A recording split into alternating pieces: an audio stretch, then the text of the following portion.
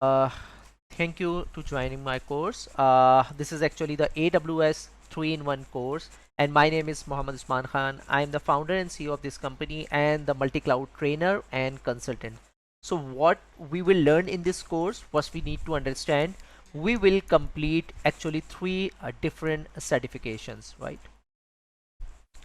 One is called AWS Solution Architect. Second is called AWS SysOp Admin, and third is called AWS Developer Course. So why we are learning this course? Because after this course we will be able to work on multiple AWS services which is belongs to these three AWS certification. So in short, we will not be able to pass these three exams, but also we will be able to work on multiple services, approximate 20 to 25 services, uh, whenever and wherever we are working on AWS cloud, like for any client, right? Okay, these are actually my background history. I'm a trainer from the last 16 years, right? And completed 1500 hours of multi-cloud training in 15 plus countries, right? I'm teaching since 2004. I started my career as a IT hardware engineer, IT hardware technician and a trainer, and I taught approximate 7 years of CCNA course as a Cisco trainer from 2011 to 2017, and I'm a Microsoft certified trainer from the last consecutive 11 years official, right? And from 2015 onwards I'm teaching AWS cloud, Google cloud, Alibaba cloud, Azure cloud, and multiple specialized cloud courses including DevOps and coding as well. So what we will cover in this course, technically we will start with the certification roadmap. We will complete which certification is right for you and how many certifications do we have in this course. And after that we will complete the AWS services overview, which is approximate based on 175 plus services. And then we will complete the AWS IAM, identity and access management, where you will learn how to create a user, how to assign a policies being a manager, if you are a manager and if you are running a if you are managing your team. So which services is right for your team members, right? In your team you have a desktop support technician, right? You have a network engineers, you have a project manager. So which services is for what user? So you can easily manage using IAM. And after that we will learn the VPC and EC2, the virtual private cloud, and the EC2, the most important course topic and services, where you will learn the EC2 VMs, Elastic Compute Cloud, virtual machines based on Windows and Linux. Not only that, if we increase that, we will learn the Elastic Load Balancers, where we will learn how to create a load balancer in terms of events. Whenever the events is coming up, definitely we would require the multiple VMs, and in the midnight we cannot create the multiple VMs. So in that case, Elastic Load Balancer will handle along with the auto scaling, where the machines will provision automatically once the uh, once the event is starting and the users are coming from 500 to 5000, and the machines will be terminated once the events will completed and the once traffic is low, right? It will save your cost. And then we will move the Elastic Beanstalk. It's a totally free service which allow you to deploy the AWS based infrastructure or the AWS based development, like on the PHP, Java, Ruby. If you have an application based on these programming languages, you can deploy without interruptions as a manual on the EC2 VMs, right? This will save your time and this will save your effort. And then we will talk about the RDS, like the relational database servers, where you will learn how to create the MySQL based database servers and how to connect with your VM. Same as for the NoSQL. So there is a difference between the SQL server and the NoSQL server, just like MongoDB, right?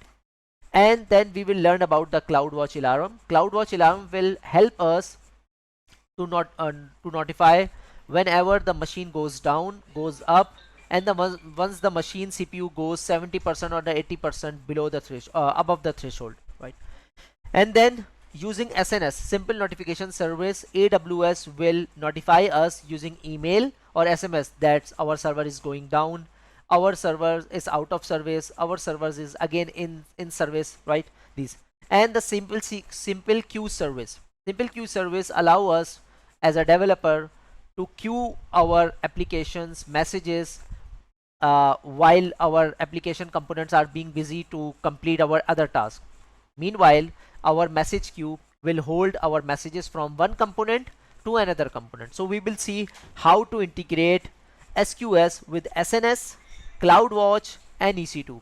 This is a huge lab, right, which include the multiple integration services. And then CloudFormation, one of my favorite topics. So I will not give you complete development part because it's not part of this course, but I will teach you how to deploy the CloudFormation based templates. So what is template? Template actually based on these JSON based language. As you can see, this is the JSON language.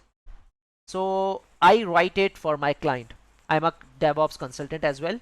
So I normally write these type of codes for my client, which you will learn in this CloudFormation topic very little, because this CloudFormation part is not actually the development part, is actually the deployment part.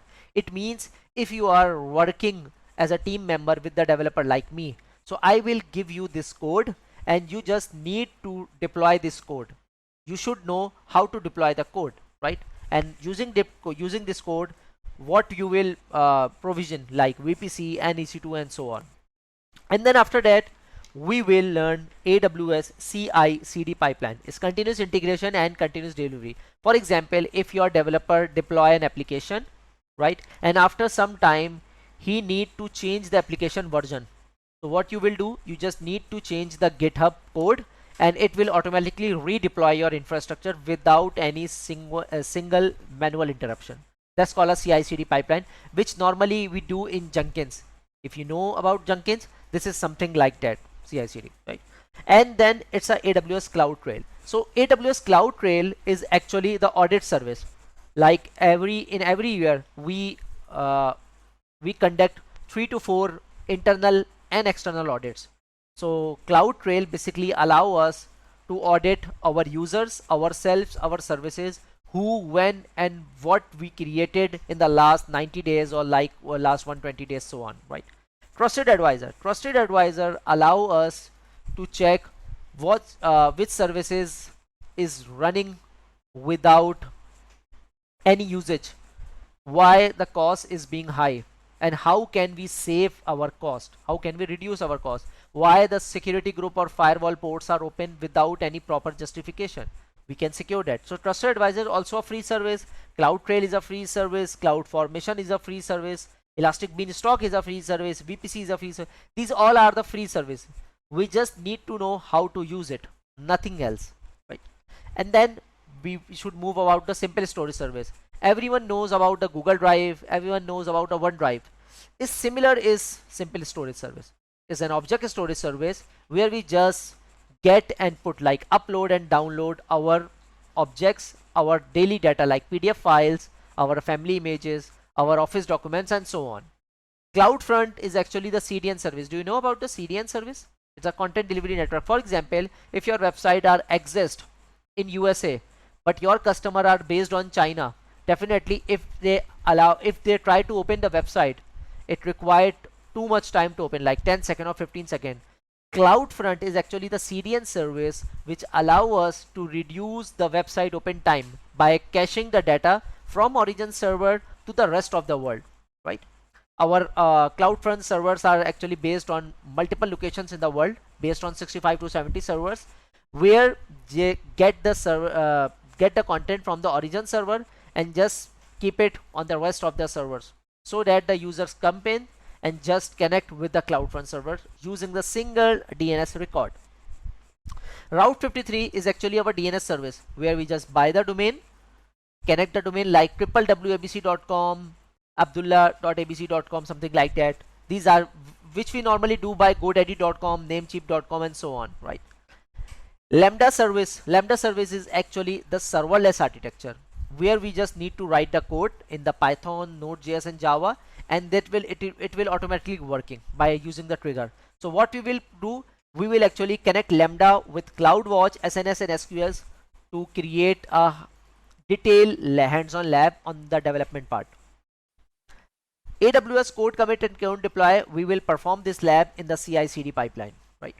In the additional topic, if we have time in future, I will try to show you the demo on AWS Workspaces. It's a DaaS service. Do you know about the VDI, Virtual Desktop Infrastructure, VMware, Horizon, Citrix, Zen App, Zen Desktop? It's similar like that. And we will talk about the Manage AD. It's just something like the Microsoft Active Directory. FSX server is a Windows based file share, and the EFS is a Linux based file share. So these are the actual course content, which is based on 80% of hands-on lab and 20% of theory, and based on approximate 60 to 70 hours of detailed hands-on course, right? I hope you will understand about this course outline. Let's move towards the certification roadmap. Okay, so we are going to start with the certification roadmap, right? So why we need to understand our certification roadmap? The certification roadmap allow us to understand which certification is right for us, right? So we will start from the foundation level certification. The foundation level certification is based on one certification. This is called a cloud practitioner. The cloud practitioner is based on the theoretical concept, and this is the good certification for those who belongs to the marketing background, non-technical background, technical pre-sales, directors, project managers, and for those who don't have the day-to-day operational background and who don't need to engage with the day-to-day operations, right? This certification is good for them. And then we will move towards the associate level certifications. Associate level certification, we have 3 certifications, right? One is called Solution Architect Associate, second is called SysOp Associate, and third is called Developer Associate, right? Okay, so we have 3 associate certifications: Solution Architect Associate, SysOp Associate, and the Developer Associate. So associate level architect level certification is for those who want to design the infrastructure, and operation SysOp administrator is for those who want to deploy the infrastructure, and developer is for those who either know or don't know about the programming language but want to understand about the development tools provided by AWS. This is actually the misconception by most of the people, that if we do the developer certification, we must have a basic knowledge or the deep knowledge of the programming language, which is totally wrong. Because developer certification, AWS will never ask about any sort of programming language. It will always ask about the services based on the some sort of tools provided by AWS, like Elastic Beanstalk, CloudFormation, Lambda function, CI/CD pipeline, SNS, SQS, and so on. So we will cover, inshallah, all the multiple tools in this course. And then if you want to beyond this part, you have AWS Solution Architect Professional, which is actually the extended part of the Solution Architect Associate, and the DevOps Professional, which actually the combination of Solution SysOp and Developer exam, right? Okay. Okay, so let's move over. So after that, we have advanced networking specialty exam, we have security exam, we have machine learning, Alexa building, and data analytics and database servers. So actually these certifications we normally use for the specialization. So if your background is based on network engineer, firewall engineer, this networking certification is best for you, because this certification include the VPN tunnels, direct connect, routing propagation, ASN number, border gateway protocols, and subnettings and CIDR blocks. Security specialist certification is for those whose background is basically cyber security side. So this certification is good for them. Machine learning, if you have a plan to move your career in artificial intelligence and machine learning size. And the Alexa skill builder. Alexa skill builder is for those who want to use how to work with Alexa device, right? Data analytics service is for big data analytics students and IT professionals who are working on Hadoop service, Spark service, and big data analysis service. And for database specialty exam, who have background of database like SQL or NoSQL databases. So these are actually the approximate 30 exam, and out of these I am just completed 5 of my exam. These 3, practitioner and solution architect professional. Now I am moving towards the advanced networking specialty exam. Right. Okay, so these are some of the detailed topics relevant to this certification. So let's conclude this part. If you attempt the practitioner exam, you will need to pass approximate 60 questions out of 90, 60 to 65, but there is no actually written somewhere, right? You will have 90 minutes to pass the practitioner exam, and the cost price is $100. Once you pass the exam, AWS will give you the 50% discount voucher, which you can use either associate base exam or the professional base exam. And the solution architect associate exam or even all associate based exam are based on 65 questions and 130 minutes, right? And the cost price is $150. So if you attempt the practitioner exam and even pass the exam, you will get a voucher, and using that voucher your $150 exam will reduce to $75, right? And whenever we talk about the professional exam, so professional exam is actually based on professional or either specialty exam is based on $300, right? So if you have a voucher, you can just get 50% discount. So these are actually end of session, which we talk about the all certification roadmap. Okay, so let's move towards the cloud computing basics, right? First of all, before moving the cloud computing basic, we should understand about the hypervisors. Why we need hypervisors? Hypervisor is actually the virtual machine monitor or a piece of computer software which allow hardware to run multiple virtual machine on the same time. Now we have 2 type of hypervisors. One is called a type 1 hypervisor and second is called the type 2 hypervisor. Type 1 hypervisor is actually based on those software or operating system which doesn't require any sort of operating system, either Linux or Windows, is directly run on kernel basis or hardware. The example are ESXi, VMware ESXi, Citrix, Xen, Microsoft Hyper-V, and the Linux KVM server. And whenever we talk about the type 2 hypervisor means we are talking about the piece of software which normally run over the layer of operating system like VMware Workstation, Oracle VirtualBox, Hyper-V, and Microsoft Virtual PC. Now let's talk about the cloud computing definition. You will see a lot of definition over the internet, but the actual definition is what you understand easily. So using of on-demand computing resources. Yeah.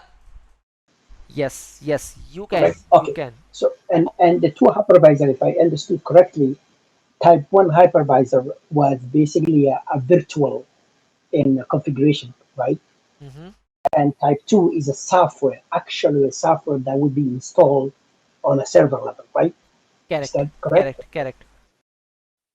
All right. Normally, type 2 hypervisor we normally use whenever we run Windows 7 on our Windows Server 2012 servers, right? This is called type 2 hypervisors. And type 1 hypervisors we normally use whenever we run our own private cloud, which are actually exist inside our office or inside your home or inside your office room, home room, wherever you want to put up your physical servers and you configure your own cloud, right? That's we normally use the type 1 hypervisors, which is normally Okay. belongs. So Yeah. so basically type 1 is more into a private network, No, correct? type 1 is actually used on the cloud as well, but it doesn't mean that you normally only use for the cloud purpose. If you have a plan to use for personal purpose, like you want to run your multiple Windows 2012 machine, you can do this. Okay. But you can use as well on the cloud side, right? That's why, right? Okay, thank you. Okay, so let's move towards beyond the hypervisor part. about the cloud computing. So using of on-demand computing resources that is actually exists outside your premises. So what does it mean outside your premises? Outside your premises means the server which is actually outside your office or outside your physical data center in a central way where anyone or at any time can access your servers and work on your server remotely, right? So there is two terms. One is called cloud computing and second is called cloud. Cloud computing is actually, we normally use this word whenever we talk about the computing resources, like the server computing resources shared by multiple users, like Abdullah and Usman are connecting on the same physical servers and connect and created our own virtual machines on the basis of physical CPU or physical. It means we are actually sharing our physical computing resources between us, right? This is called a cloud computing. It's a basic example. While the cloud was actually the suite of services which actually include the network services, DevOps services, machine learning services, or storage services, and so on. Actually, it's based on 170 or 180 services, which could not be summarized right now. But is actually cloud is a suite of services, just like MS Office. Whenever you open the MS Office, is include the MS Word, PowerPoint, Excel, and other items. Same as whenever we talk about the cloud, cloud is actually the combination of multiple services. Now it's depend in which cloud you are using, either AWS cloud, Google cloud, Azure cloud, and Alibaba cloud, right? So actually cloud computing, whenever we talk about the cloud computing pillars, every infrastructure have some foundation, right? So cloud computing foundation are based on four components, physical components. One is called compute, network, databases, and storage. Why? Because whenever we run our virtual machine on anything, any service which required the processing power, definitely is something behind the virtual infrastructure. There is a multiple bunch of CPUs which are actually exist on Amazon data center, right? This is the first component. Whenever we talk about the network part, it means whenever we connect our machine remotely to and from AWS, it required some sort of physical router, physical switches, and these all belongs to the network part. So the second component are network. Now let's talk about the third component. So the third component is databases. Whenever we see the AWS console, it it uh, we have a lot of components over there, right? In the compute network, and these all belongs to some sort of physical database which are actually exist behind our virtual infrastructure, but it actually exists on the physical AWS infrastructure. This is our third component. And whenever we talk about to save our data either inside the machine or either inside the AWS console, right, it required the physical storage, and that storage is actually exist in multiple AWS data center across the world. So the fourth component is storage. So let's repeat it, let's revise it. So we have four components in order to build a cloud infrastructure. One is called compute, network, databases, and storage. Once we align all these four components, we definitely create our own cloud, either virtual or physical cloud, right? Let's move on. Let's move and let's discuss about the advantages and characteristics of cloud computing. One is called on demand. On demand means whenever we required a machine in Australia for only 1 hour, we will pay to AWS only for 1 hour instead of the whole month. Like if the server price is $750 for a month and the one hour price is $1, it means it's pay as you go service.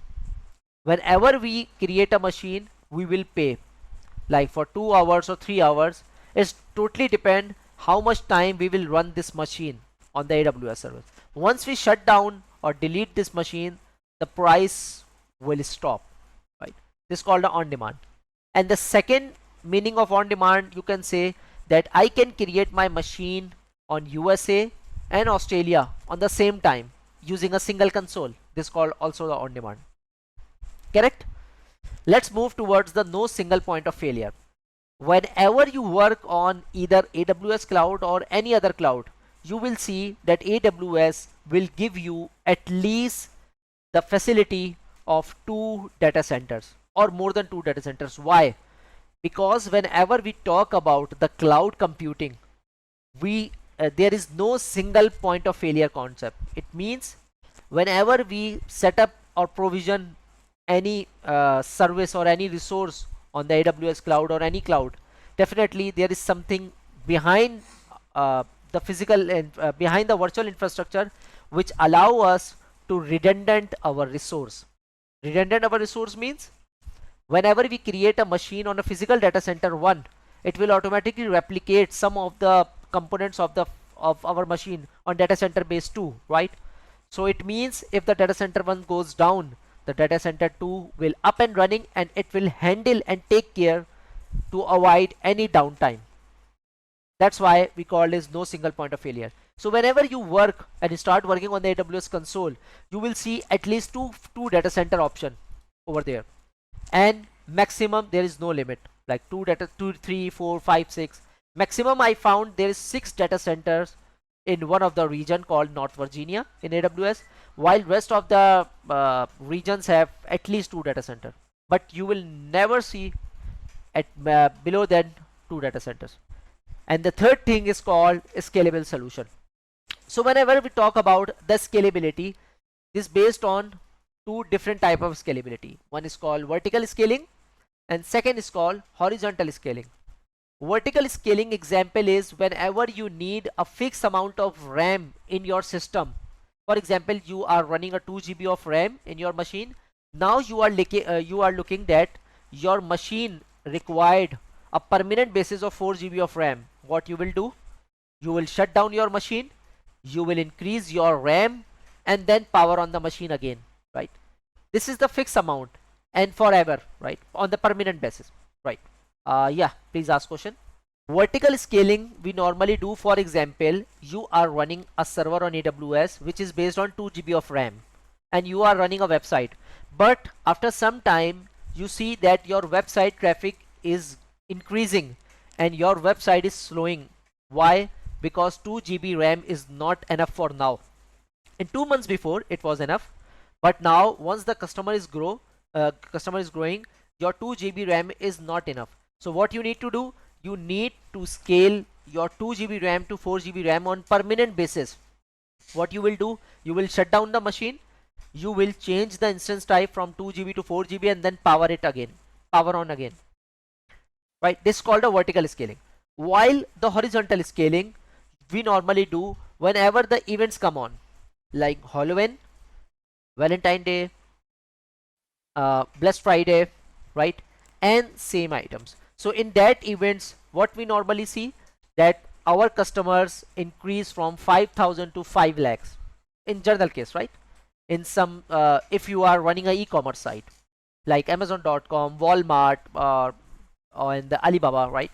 So in that case, what you need to do? You just need to increase your server for the specific period of time, like 3 hours or 4 hours, until your events has finished, right?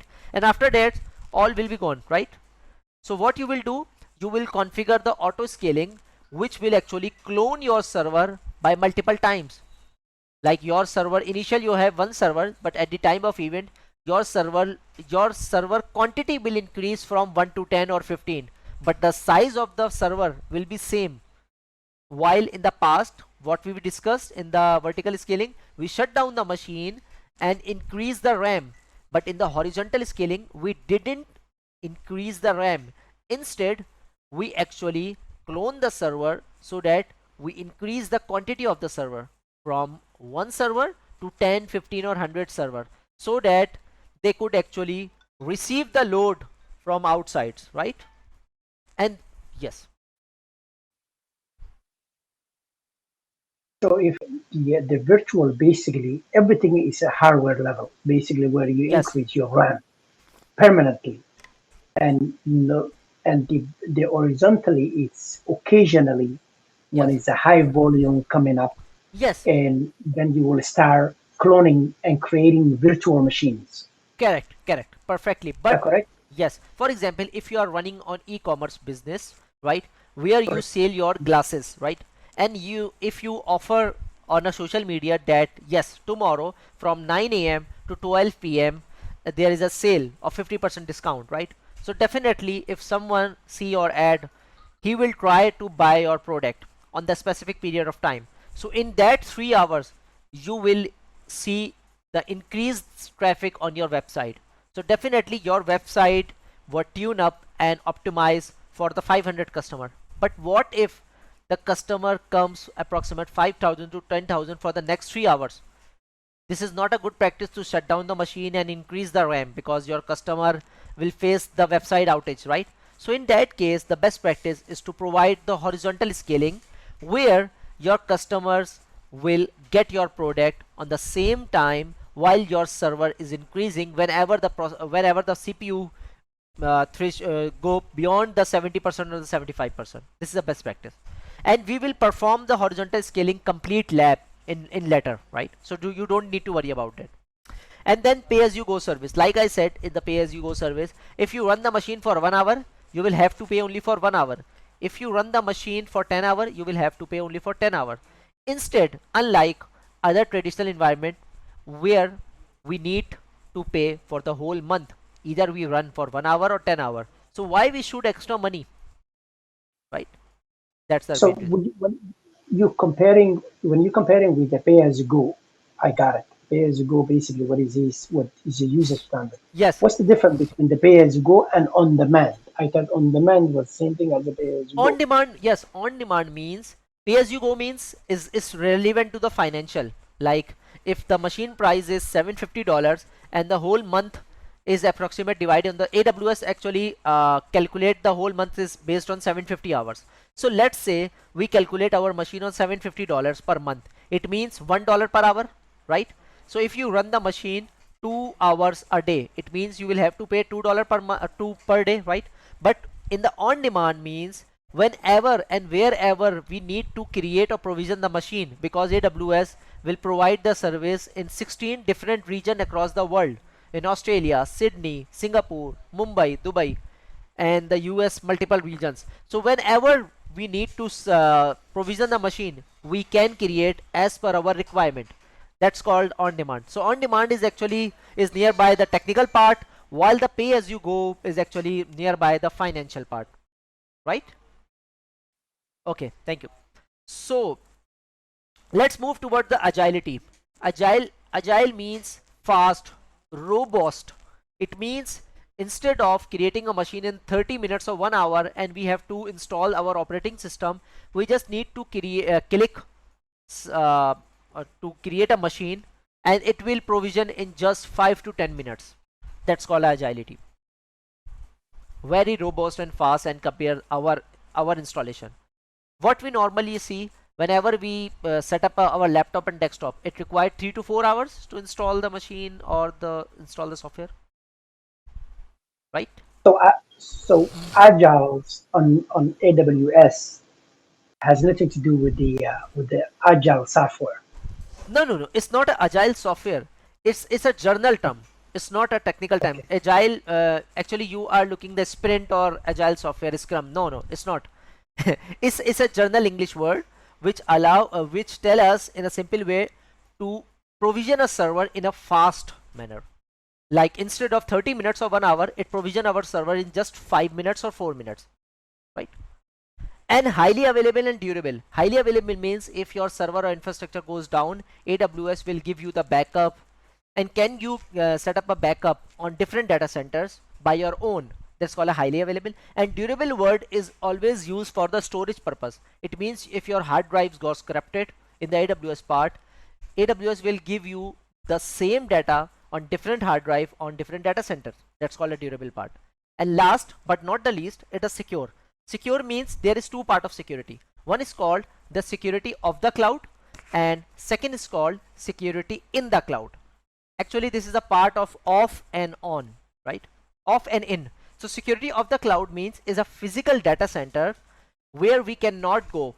Instead, AWS handles the physical security. We cannot touch the servers. We cannot go inside the physical data centers, right? This is called a security of the cloud. But security in the cloud, it means that Abdullah will create a server and set up a firewall, virtual firewall, where Abdullah will responsible to open and close the ports, right, to avoid any malicious activity on your servers. You are responsible. So security in the cloud is actually the customer responsibility. Security of the cloud is actually the data center responsibility or the vendor responsibility, right? So these are the advantages and characteristics of the cloud computing. So now let's move towards the types of cloud computing. So the type of cloud computing are public cloud and private cloud. So public cloud are AWS, GCP, Azure, IBM and Alibaba. These are the 5 vendors, but you can add the Oracle and Huawei cloud as well. While the private cloud are OpenStack and CloudStack, which you can create in your own physical server, in your own physical servers, clusters and so on. So cloud computing categories. If we talk about the cloud computing services, we actually divide it into 3 different categories. One is called the infrastructure as a service, where we provision the machine, provision the network and the storage part. Second is called the platform as a service. In the platform as a service, we actually have a service by AWS or other cloud, but on that service we need to create our own infrastructure. We need to create our own service. It's actually the based on some tools like the development tools, like the serverless tools. So using that tools, we have to reconfigure our infrastructure. And the third is software as a service.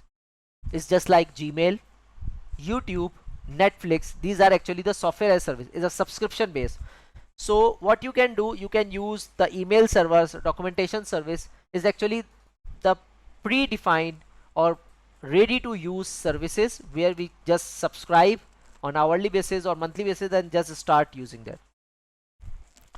So this is all about the fundamentals of cloud computing. I hope I able to tell you more better, right? But if you have any query, please feel free to ask me. Okay, so let's move towards the AWS regions and availability zones, right? So actually regions and availability zone, first we need to understand what's the difference between the regions and availability zone. So actually the regions is actually the geographical area, right? It's not a physical area, it's a geographical area, and availability zone is a technical word. So if we talk about a layman term, availability zone is actually the physical data centers, and one regions have at least 2 physical data centers. Data center equal availability zone. So whenever we talk about and we say availability zone, it means we are saying some physical data center and we are talking about some physical data center. So all your infrastructure is actually based on physical infrastructure, but it should be the part of any region, because availability zone will be the part of any one of them, like either the availability zone of North Virginia, Ohio and other items, right? So let me conclude your part. Let me try. So the availability zone is the physical data center available on Yes, those areas. yes. For Okay. example,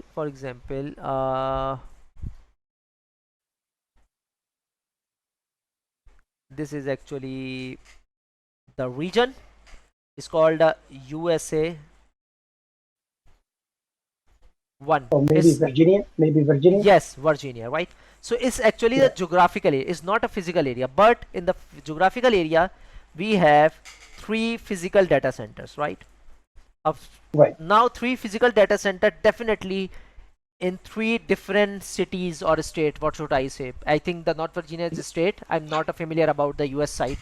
So I should Virginia is, say yes, we should say regions, 3 region. different regions. Right now, you can see, for example, Virginia. Consider your box Virginia within Yes, 3 data center 3 data because centers in different different cities, because North Virginia I think yes, is a state, and in one state yes, we have 3 different data centers. So whenever you r- create something in your AWS account, it means you are provisioning your infrastructure even in North Virginia, but is actually exists uh, among these 3 or more than 3 data centers inside one of them, right? right, But right, definitely this availability zone is the part of North Virginia, right? So whenever we create, so North availability zone is actually the physical data centers, while the North Virginia is actually the region, is a geographical area, right? Which accumulate and which include multiple physical data centers. Got it? Right. Okay, Right. okay, thank you. Because if you don't understand properly, you will not move forward, and you will face an issue to understand, right? To No, visualize it. I previously tried to learn on my own, Uh-huh. so I was kind of educating myself in how AWS and works, infrastructure works, and fundamentals. So I took a quick and practitioner program kind of on my own on YouTube, kind of Oh, following. oh, And I great. understood what the zoning and the regions and the data centers and how they're planning to infrastructure AWS availability across the world. Basically, the US they will have three, in the rest of the world it will have two. So, for example, if you're in Australia and you're trying to access your colleagues in Europe, doesn't have to access from the same zoning. They can access the same data Mhm. from different zoning, basically. Is that correct? Okay, perfect, perfect. So now it's AWS Google Global Infrastructure. So AWS Global Infrastructure is actually based on four built-in options like regions, availability Mhm. zone, edge locations, and regional edge cache. So regions means is a geographical area. Availability zone means the physical data center. Edge locations is actually where your content will be safe, like the content delivery network, CDN. Like if your websites are based on USA and your customers are try to open your website from China or Philippines, it's too far from the USA. So what Mhm. edge locations will allow those customers to open your website by getting get the cache content from origin servers to these edge locations, and that customers will now open the website frequently without going your origin server. Origin server means your primary servers which are actually exist on the US. So I can get the same content from your on your website, and I don't need to go to open your website which are actually exist in USA. I just connect with any one of edge locations inside my country or nearby surrounding my country. I can just open your website very easily, right? So these are actually the regions and availability zone, right? So whenever we talk about the global infrastructure, AWS regions provide multiple isolated and physically separated, has connected with low latency, high throughput, and high redundant networking, right? So all Mhm. regions and availability zone are actually connected with each other. A regions is a set of availability zone located geographically close to each other. This is usually indicated by availability zone within the same city or the same state as well, right? Each region will act independently, right? So that one region goes down, your server and your infrastructure will be safe in different data centers, right? And each region will contain at least two availability zone. Like I said, at least two physical data center will be available. Availability zone are essential the physical data centers where your data will be served and provisioned, right?